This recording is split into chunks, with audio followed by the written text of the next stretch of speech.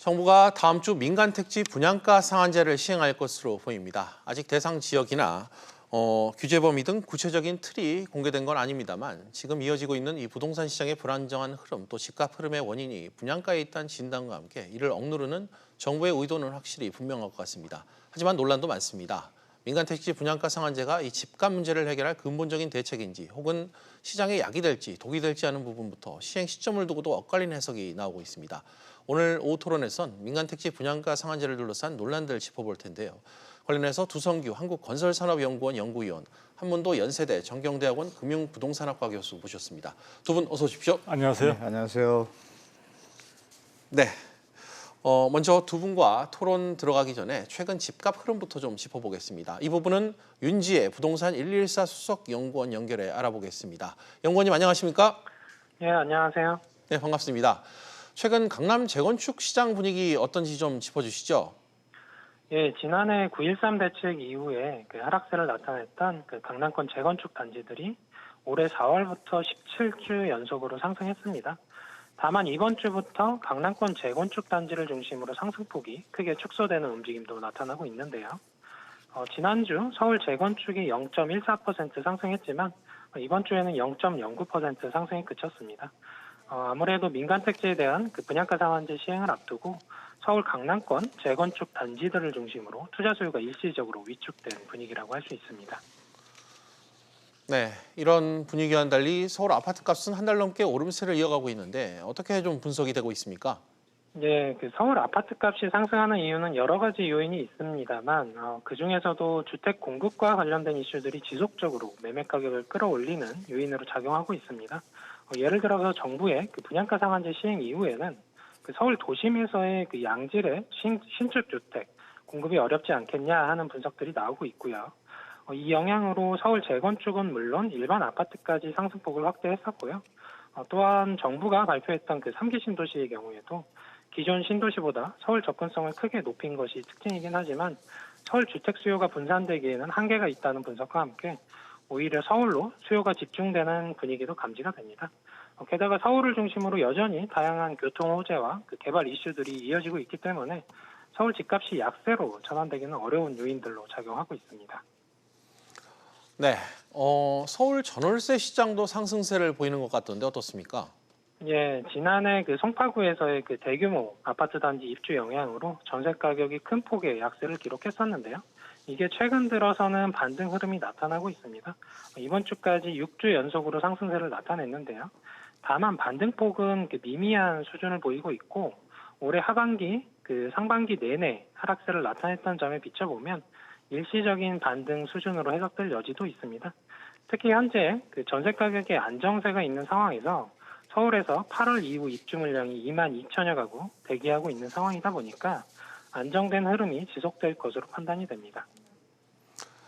네, 알겠습니다. 연구원님. 오늘 말씀 고맙습니다. 네, 감사합니다. 네, 이어서 두 분과 본격적인 토론에 들어가 보도록 하겠습니다. 먼저 두 박사님께 여쭙겠습니다.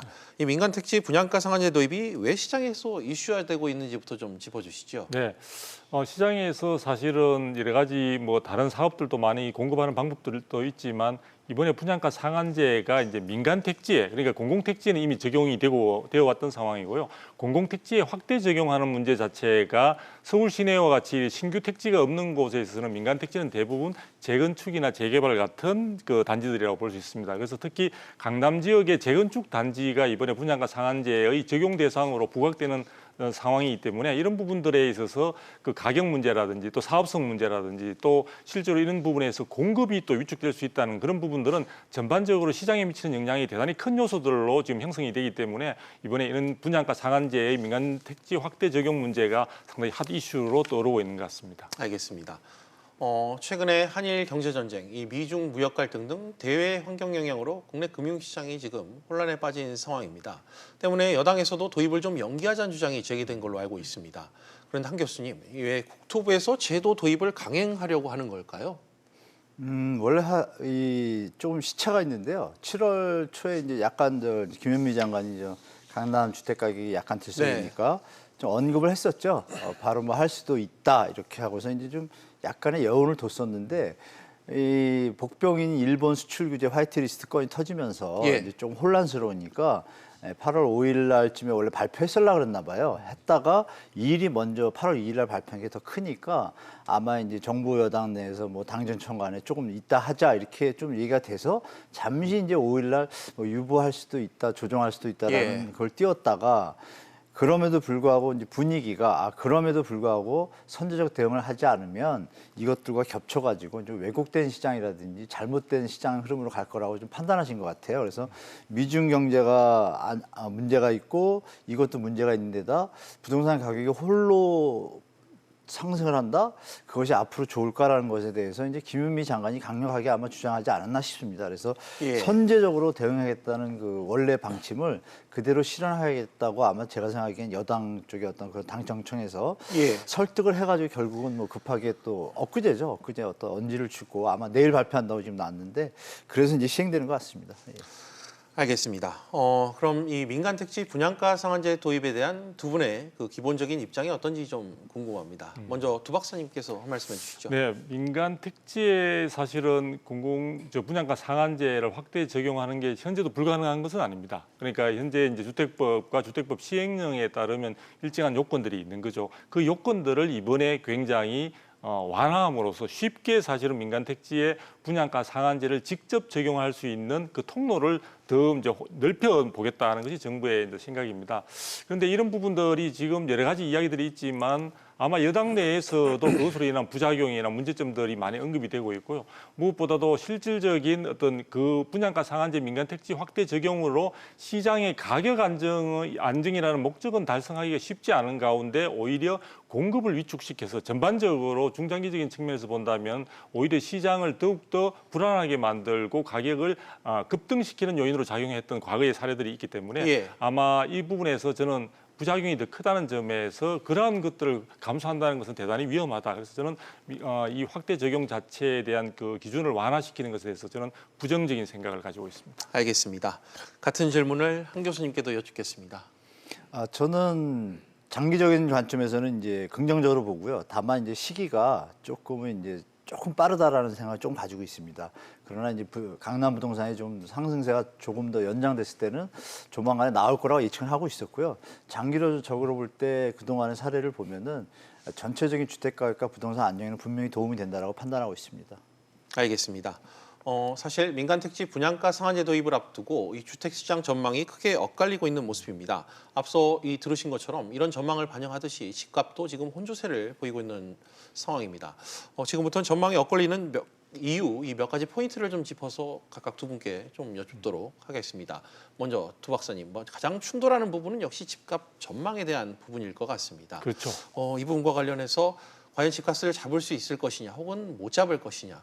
일부에서는 오히려 집값을 더 끌어올릴 것이다. 이런 역효과도 지금 지적을 하고 있는 그런 상황인데요. 전망을 좀 어떻게 보고 계세요? 네, 전망 자체는 아마 상당히 팽팽하게 나뉘는 것 같습니다. 나뉘는 것 같은데 우리가 이제 과거에 노무현 정부 때 2007년도에 9월달에 제도가 도입이 되고 본격적으로 2008년도에 들어와서 이것이 구체적으로 시행에 들어갔는데 공교롭게도 2008년도에 약 6%에서 7% 사이의 주택 가격 상승을 초래했습니다. 예. 상당히 가격 부분이 시행이 되고 난 뒤에 오히려 가격이 상당히 올랐기 때문에 그런 부분들 이후에는 이제 그때 글로벌 금융 위기로 인해서 전체적으로 다 시장이 가라앉았습니다만 그런 전례가 있다 보니까 실질적으로 이번 제도 도입 자체가 주택 시장의 어떤 분양가를 낮춰서 주변의 시세를 끌어내리기는커녕 오히려 그 시세 차익만 특정 당첨자들에게 귀속이 되고 전반적으로 시장 안정, 가격 안정에는 전혀 도움이 되지 못한다. 오히려 제도 도입으로 해서 시장에서는 아까 제가 말씀드린 대로 공급 위축이라는 어떤 시장 교란의 요인들만 더욱더 크게 만들 뿐이라는 것들이 많기 때문에 제가 볼 때는 이런 부분에서 사실은 상당히 부정적인 그런 의견들이 좀 많은 것 같습니다. 알겠습니다. 한 교수님께서는 이 민간 택지 분양가 상한제 취지만 놓고 봤을 때 집값 안정에 좀 기여할 수 있다. 좀 이런 입장이신가요? 어떠십니까? 입장이 아니라 실제로 역대 정권에서 시행했던 명칭은 좀 다르지만 내용은 유사하죠. 원가 영동제라는 걸 좀 썼었고 그것이 이제 분양가 상한제로 넘어왔는데 이제 두 박사님 말씀 주신 것처럼 발표한 그 짧은 시기에 발표하자마자의 앞에 부분은 상승하는 단기적으로 반발적 상승이 좀 있는 건 사실입니다. 예. 그럼에도 불구하고 그 이후에 보통 정책이라는 게 이제 발표하고 6개월에서 1년 뒤부터 효과가 제대로 나타난다고 하지 않습니까? 예. 그 기준에서 바라볼 때 2008년에 글로벌 금융위기라는 어떤 요소가 있었지만 그거 있기 전에 그 사이에 그 하락하는 징조가 나타나기 시작했습니다. 그리고 실제로 금융위기까지 겹치면서 이명박 정부에서 재정 확충 정책 쓰고 예. 활성화 정책을 썼어도 5, 6년 동안 계속 하향 안정세를 취했습니다. 그래서 그런 것이 있고, 그럼 이것은 이제 이제 글로벌 금융위기가 팩트라는 요소가 좀 변수가 있다 보니까 예. 그렇지 않냐라고 하는데, 그럼 그 전을 돌아가면 1988년 전에 이제 우리가 이 경제가 발전하면서 이제 또 부동산이 폭등을 했죠. 그래서 주택 문제가 나가지고 1989년에 원가연동제를 노태우 정부 때 드립니다. 200만 원 발표하면서. 왜? 공급이 부족하고 자꾸 수요는 많아지니까. 예. 발표하고서 한 7, 8년 또 안정적이었습니다. 한 7, 8년 동안. 그러고서 IMF가 터진 바람에 이거는 이제 사건이 좀 뒤에 났죠. 발표하고. 좀 아까 말씀하신 노무현 때는 발표하고 바로 났고. 그럼 그 전에 게 더 사례를 볼 수 있는데 89년에 발표를 해서 97, 8년까지 안정적이었어요. 주택 가격이. 예. 그러다가 IMF가 터져서 그 다음에 99년에 풀어줬습니다. 풀어주니까 아니나 다를까 다시 또 올라가죠.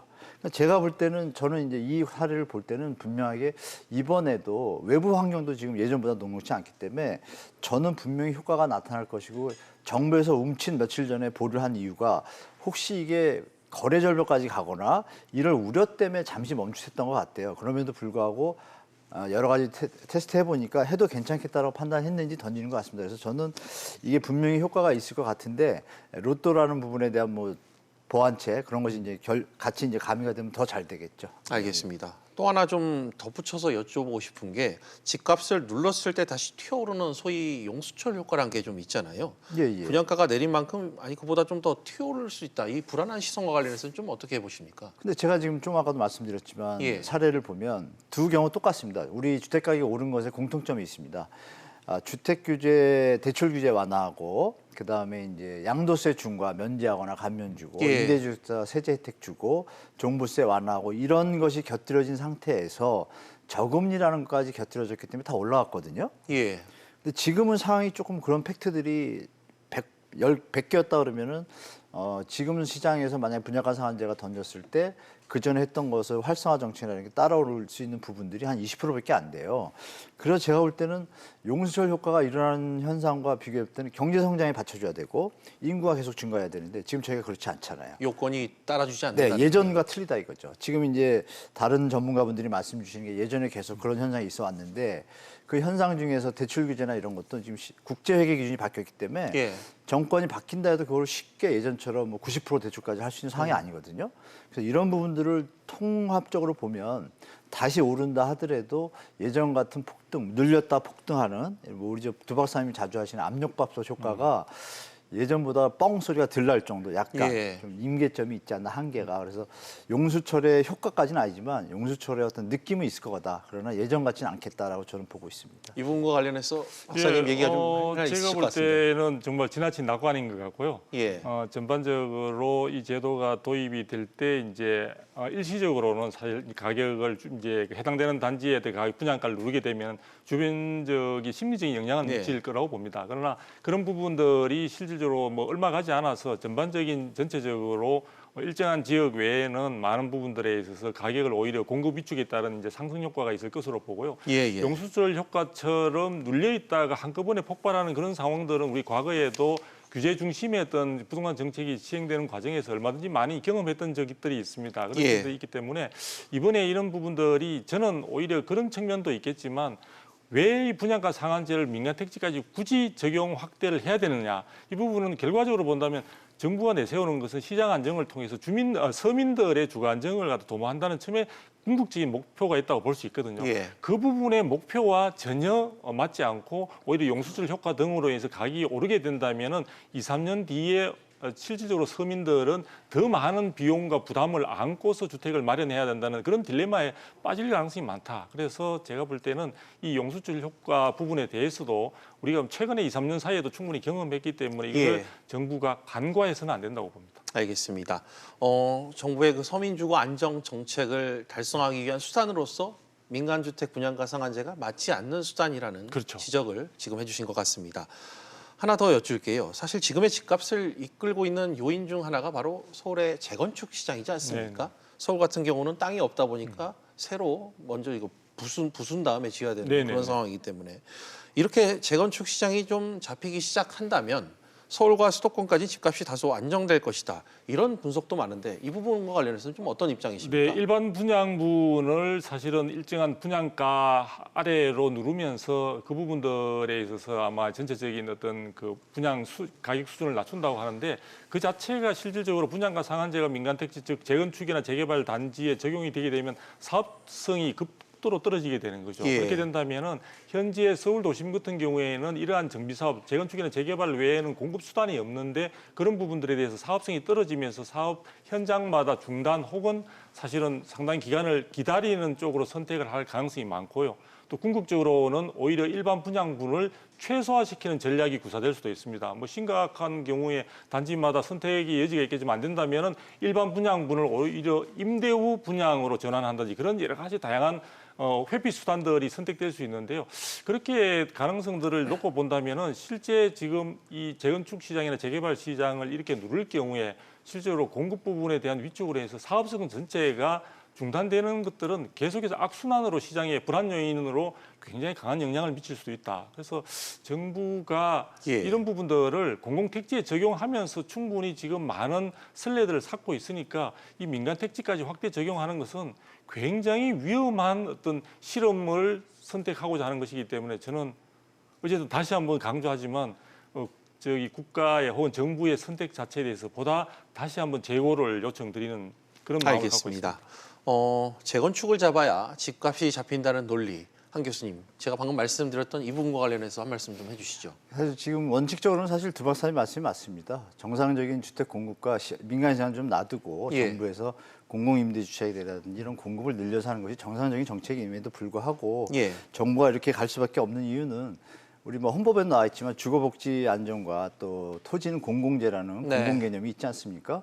유한적인 토지이기 때문에 어떤 그 혜택이 인프라나 이런 것들은 뭐 그분들이 짓는 게 아니잖아요. 뭐 코엑스 예. 강남분들이 세운 것도 아니고 나라 돈으로 세금으로 진 겁니다. 이런 네. 어떤 공공재 개념이 있기 때문에 정부에서는 본의 아니게 어떤 이득이나 경제에 왜곡된 현상이 보인다 하면 그것을 뭐 공공의 목적을 위해서 좀 안정시켜야 되는 좀 책무가 있죠. 그런 관점에서 볼 때 가는 방향에서 약간 미스매치는 있지만 현재 상황에서 우리 경제 상황이라든지 주택 상황을 봤을 때 지금 이것을 자시하고 놔뒀을 때 벌어질 어떤 왜곡된 시장에 대한 어떤 불안감이 좀 있을 것 같고 현재 그 중산층에서 주택을 마련하기 위해서 돈을 모으다 대출받지 않고 돈을 모아서 살려고 하면 또 올라 있고 또 올라 있고 그러니까 이게 계속 되풀이되잖아요. 그래서 어느 투자자분들 앞서 투자하는 분들만 이득을 취하는 묘한 형태의 시장이 계속되다 보니 국토부 장관이 취임했을 때 집은 살기 위한 것이다. 투자가 아니다. 이런 것을 더 던졌고 우리나라 또 선분양이 있지 않습니까? 후분양 제도.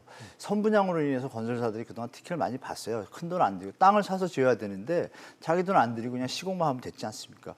좋은 틀에서 놀다가 선분양의 어떤 단점이 지금 우리 어떤 주택 가격에 이런 좀 모순된 모습을 보이지 않나 해서 정부가 후분양을 밀고 있고 근데 아까 뭐 다시 돌아가면 공급을 많이 하면서 같이 하면 좋은데 예. 그런 것들은 좀 부족하고 이쪽 부분에 좀 수요를 억제한다 이런 쪽에 너무 치우친 건 좀 아쉽긴 하지만 그럼에도 불구하고 현재 상황에서 정부가 할 수 있는 것은 이 방법밖에는 당분간 제가 볼 때 국가 경제를 위해서는 할 수 없이 해야만 되는 상황이라고 저는 좀 판단하고 있습니다. 알겠습니다. 정부가 과도한 시장 개입을 하는 게 아니냐 이런 지적도 있습니다. 정부가 나서서 민간 아파트의 분양가를 직접적으로 통제하는 게 과연 맞냐 이 뜻인데요. 두 박사님은 계속해서 지금 명확한 의견을 지금 개진을 하고 계신데 이 부분에 대해서는 방금 제가 말씀드린 거에 대해서 동의하시는 거죠? 네, 그렇습니다. 그리고 하나 좀 아까 서두에 보니까 이제 월요일 정도, 다음 주 월요일 정도에 네. 시행에 들어간다고 하는데 바로 시행에 들어가는 건 아니고요. 분양가 상한제 민간 택지의 확대 적용에 대한 구체적인 안이 확정되어서 발표되는 발표가 겁니다. 되는. 예, 그래서 시행 시기는 지금 빠르면은 9월 말 혹은 이제 10월 정도로 예상을 하고 있기 때문에 그런 부분들에 대해서 각 단지별로 아마 또 상당히 그 대응하는 방안들을 모색을 많이 할 겁니다. 근데 저는 저 생각은 이 분양가 상한제가 역대 이게 노무현 정부 때도 결국 성공적이지 못하였다는 그런 여론들이 많다는 점을 감안해서 저는 정부가 제 이야기를 들으라는 것이 아니라 양쪽의 어떤 의견들에 대해서 좀 더 신중하게 듣는 그런 기회의 장을 조금 더 가져갔으면 좋겠다는 생각입니다. 알겠습니다. 한 교수님께서는 그러면 공적 규제가 과연 어느 정도까지 좀 개입돼야 된다, 뭐 수준이랄까요, 정도 그 부분에 대해서 좀 한 말씀 여쭙겠습니다. 지금은 제가 볼 때 우리가 기억을 더듬으면 작년 재작년만 해도 미친 집값이라고 계속 했었잖아요. 그랬죠. 그리고 그러고 이제 문재인 정부가 와서 잡았음에도 또 올랐잖아요.